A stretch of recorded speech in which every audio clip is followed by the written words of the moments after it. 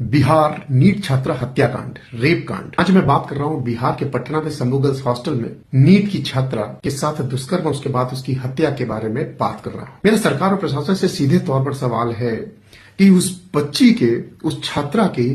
हत्या की अकाउंटेबिलिटी कौन तय करेगा, जवाबदेही कौन तय करेगा, और किस आधार पर वहां के प्रशासन ने सब कुछ सेटल वेटल करके सीधे तौर पर ये कैसे डिक्लेयर कर दिया। ये बहुत बड़ा सवाल है। बिना कुछ जांचे परखे किस तरीके से, किस लीपापोती के आधार पर वहां के प्रशासन के, वहां के जो भी हायर रैंकर्स अधिकारी जिन्होंने प्रेस कॉन्फ्रेंस करके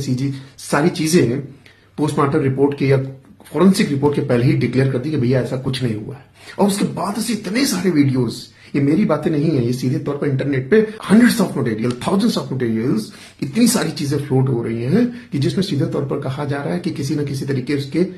उस बच्ची के माँ बाप को इन्फ्लुएंस किया जा रहा है कि भैया किसी तरीके से केस में सेटल कर लो, पैसे ले लो, ये दे, इधर उधर से दुनिया भर की चीजें निकल करके आ रही। उसके बारे में वहां के नेताजी ने, पप्पू यादव जी ने आवाज उठाई तो उनको जेल में डाल दिया गया। अब किस कांड में उनको 35 साल पुराने केस में या 32 साल, 30-35 किसी भी केस में, बट ऑब्जेक्टिव हर इंसान समझता है कि भैया इसी टाइम ऐसी कौन सी रिक्वायरमेंट आ गई, कौन सा आपकी भैंस छुड़ा लिया जा रहा था,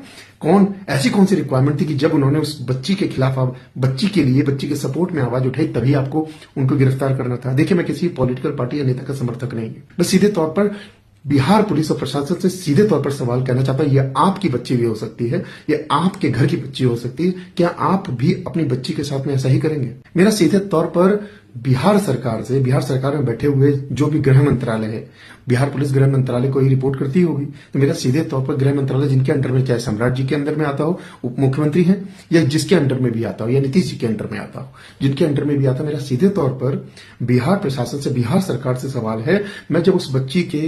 के माँ बाप को देखता हूँ, या इतनी सारी चीजें देख रहा हूँ, इतनी सारी चीजें सुन रहा हूँ, तो ये इन सारी चीजों से आप कितना डिस्टर्ब फील करते हो, किस तरीके की मेंटल स्टेट होगी उनके पेरेंट्स की। बच्ची मरने के बाद में भी अब उनको जिंदा नहीं रहने दिया जा रहा है। किस तरीके की व्यवस्था है हमारी? क्या मतलब हम न्याय व्यवस्था पूरी तरीके से खत्म हो गई? हम ये मान ले कि न्याय व्यवस्था पूरी तरीके से खत्म हो चुकी है,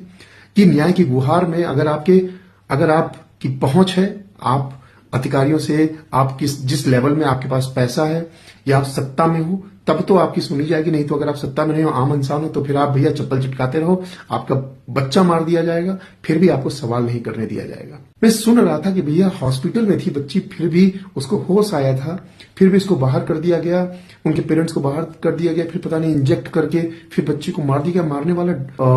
इंजेक्शन दिया गया। अगर ये सच है, मैं पुष्टि नहीं करता हूं, बट ऐसे सैकड़ों वीडियो इंटरनेट पे फ्लोट हो रहे हैं, अगर ये बात सच है तो वाकई में बहुत शर्मनाक है। ऐसी पुलिस व्यवस्था की इनको जरूरत क्या है? मैं बिहार पुलिस आपसे बड़े सम्मान से पूछ रहा हूं, डीजीपी बिहार,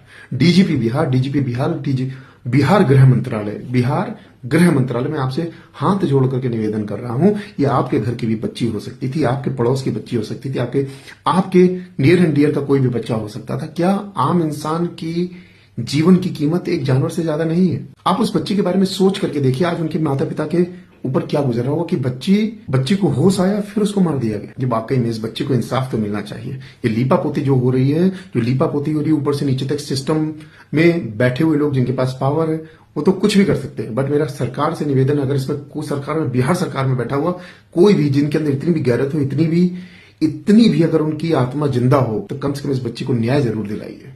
चाहे कोई भी हो, किसी भी लेवल का अधिकारी हो, नेता हो, कम से कम इस बच्ची को न्याय जरूर दिलाइए। और ये केवल पहला केस नहीं है, ऐसे बहुत सारे केसेस जिनके बारे में